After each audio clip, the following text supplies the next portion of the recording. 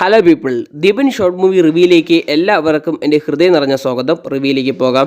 അപ്പം മലയാള സിനിമയിൽ നിന്ന് ഈ ഓണം പ്രമാണിച്ച് ഇഷ്ടം പോലെ സിനിമകളാണ് വരുന്നത്. അതിൽ രണ്ട് പ്രധാനപ്പെട്ട സിനിമയുടെ ട്രെയിലർ ഇപ്പോൾ പുറത്തിറങ്ങിയിട്ടുണ്ട്. ഒന്ന് പെപ്പ നായകനാകുന്ന കൊണ്ടലും, രണ്ട് ടൊവിനോ തോമസ് നായകനാകുന്ന അജയൻ്റെ രണ്ടാം മോഷണം എന്ന് പറയുന്ന സിനിമയുടെ ട്രെയിലർ ഇപ്പോൾ പുറത്തിറങ്ങിയിട്ടുണ്ട്.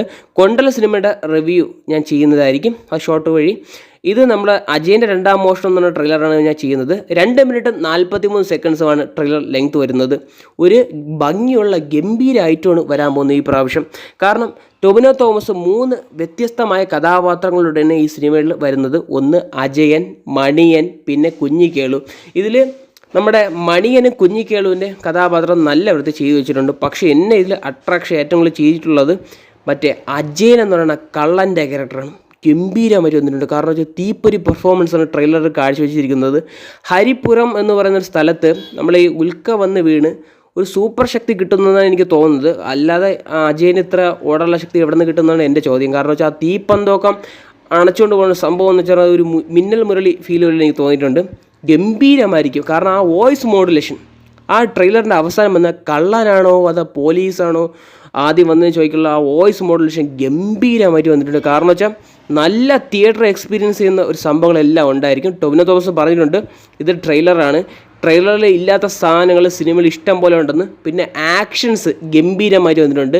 സ്റ്റൺസ് ചെയ്തിരിക്കുന്നത് വെച്ചാൽ നമ്മളെ വിക്രം പോറും ഫിനെക്സ് പ്രഭു എന്നുള്ള അദ്ദേഹമാണ്. പിന്നെ കളരി സ്റ്റണ്ട് ചെയ്തിരിക്കുന്നത് നമ്മുടെ PV ശ്രീകുമാർ ഗുരുക്കളാണ്, അദ്ദേഹമാണ് ചെയ്തു വെച്ചിരിക്കുന്നത്. കൊള്ളാം, കിട്ടിലോട്ട് വന്നിട്ടുണ്ട് രണ്ടുപേരും.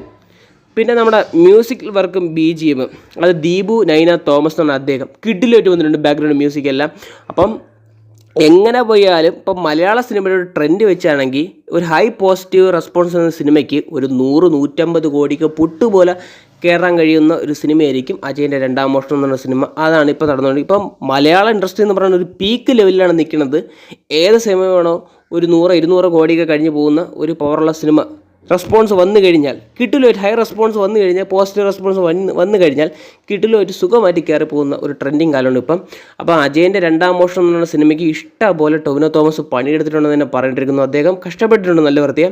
അപ്പോൾ അദ്ദേഹത്തിൻ്റെ സിനിമ നല്ല വൃത്തിയ വിജയിക്കട്ടെ എന്ന് ആശംസിച്ചുകൊണ്ട് നമുക്ക് ഈ റിവ്യൂ അവസാനിപ്പിക്കാം. അപ്പോൾ നിങ്ങൾ ഈ സിനിമയുടെ ട്രെയിലറിനെ കുറിച്ച് നിങ്ങൾ കണ്ട വ്യക്തിപരമായിട്ടുള്ള അഭിപ്രായങ്ങൾ കമൻറ്റ് ബോക്സ് രേഖപ്പെടുത്തുക. നിങ്ങൾക്ക് ഈ ട്രെയിലർ ഇഷ്ടപ്പെട്ടോ ഇഷ്ടപ്പെട്ടില്ലേ എന്ന് നിങ്ങളുടെ പേഴ്സണൽ ചോയ്സാണ്. എനിക്ക് ഈ സിനിമയുടെ ട്രെയിലർ വളരെയധികം ഇഷ്ടപ്പെട്ടു. അപ്പം വീഡിയോ കണ്ടതിന് വളരെയധികം നന്ദിയുണ്ട്.